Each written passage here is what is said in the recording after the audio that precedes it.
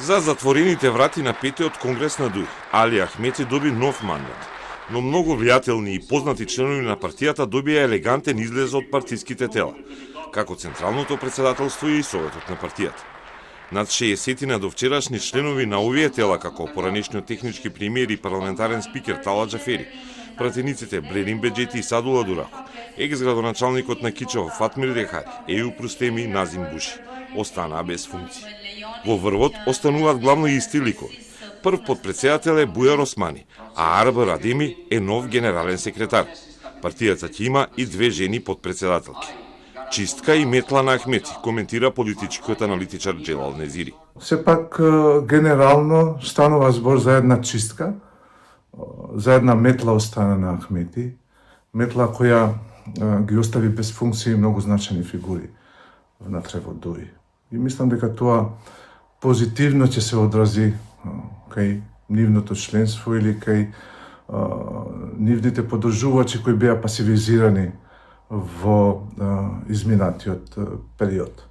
Од друга страна, до преклани, еден од големите во ДУИ, актуелниот градоначалник на Чаирот вреди демократското движење Изет Меджити, за Конгресот порача дека е театар на чија сцена никој не бил повикан за одговорност за, како што го нарече, изборниот дебакал.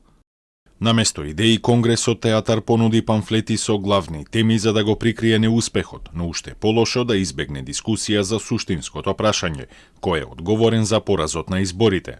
А предлозите на Ахмети беа нов историски договор за напредок на Македонија, изгласани неколку резолуции за унитарна држава, за враќање на доверба во институциите, за неселективна правда, но и предлози за воведување на Бадентер, двојно гласање при избор на влада во собранието и во некои одлучувања на Уставниот суд.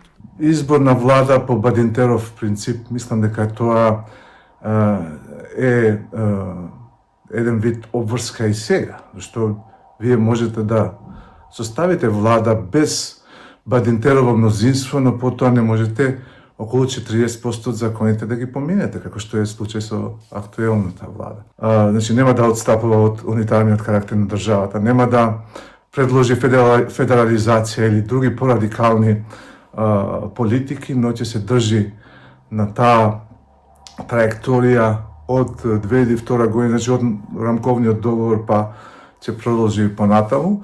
Токму Бадентеровото мнозинство засега ДУИ го има под контрола во собранието, поради што се уште нема гласање за закони за кои е потребно двојно мнозинство, а меѓу тие гласање е и изборот на нов народен правобранител.